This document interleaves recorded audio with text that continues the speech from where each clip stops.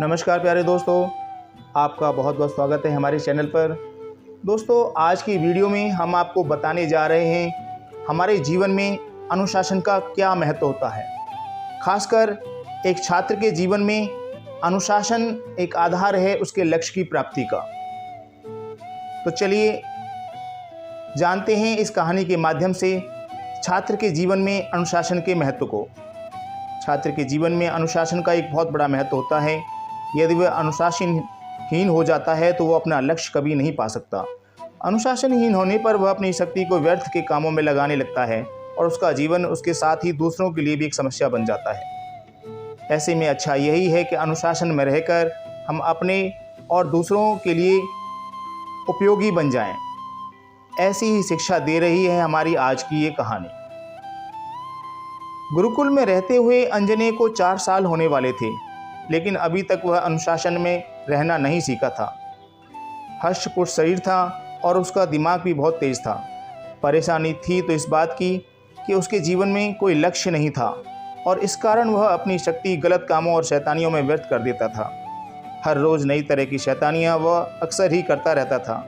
एक बार तो वो सोते हुए सहपाठी को उठाकर गुरुकुल के बाहर छोड़ आया था और सुबह उसके गुम होने से चारों तरफ अफरा तफरी मच गई थी।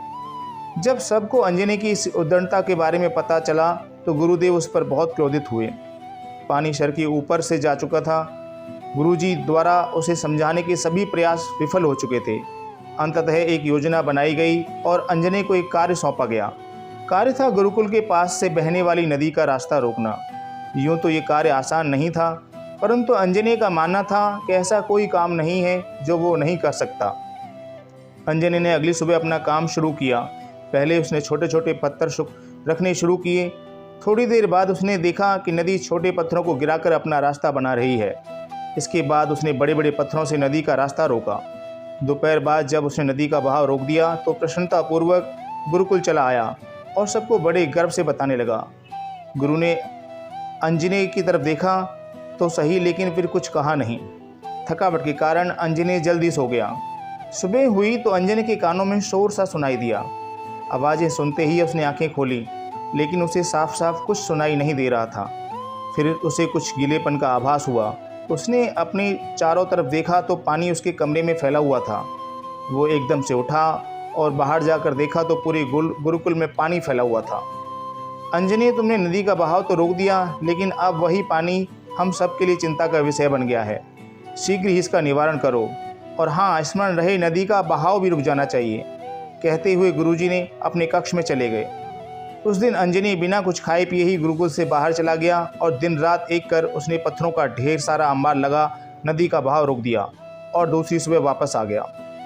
गुरुकुल में सभी को आदेश था कि कोई भी अंजनी की किसी भी प्रकार की सहायता नहीं करेगा।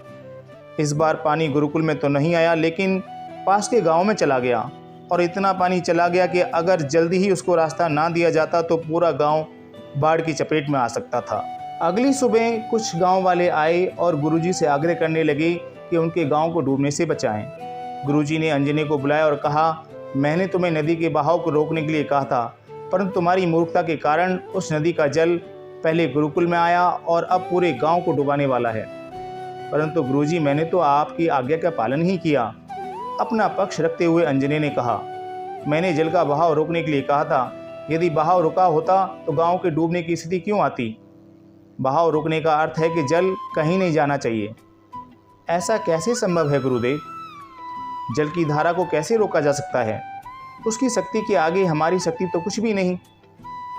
क्यों नहीं? पहले तुमने ही उसे रोका, वो भी एक बार नहीं 2 बार। अंजनी को गुरुजी की इस बात में उनकी मंशा का पता चल गया। वो समझ गया कि नदी के बहाव को नहीं रोका जा सकता था, फिर भी उसे जानबूझकर 2 बार भेजा गया। परंतु उसे ये समझ नहीं आया कि ऐसा क्यों किया गया। अब वो सबके सामने लज्जित था।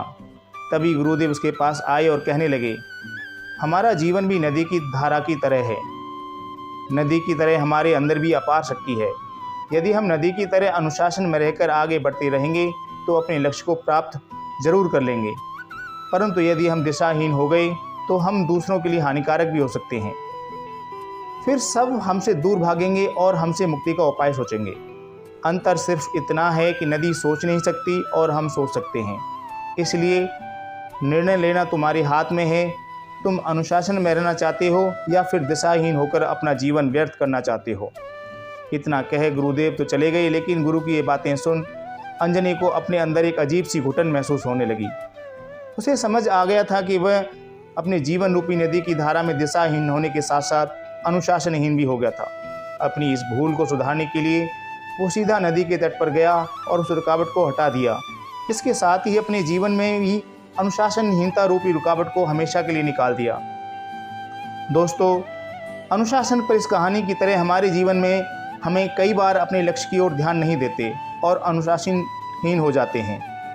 इससे हम दूसरों को नकारा लगने लगते हैं। अनुशासन में रहकर ही हम अपने आप को काबिल बना सकते हैं। तो बहने दीजिए अपने जीवन की धारा को अनुशासन में और बढ़ते रहिए अपने लक्ष्य की तरफ। अगर आपको अनुशासन पर ये कहानी हमारी पसंद आई हो तो हमें कमेंट कर ज़रूर बताएं। साथ ही हमारे चैनल को सब्सक्राइब कर लें। धन्यवाद।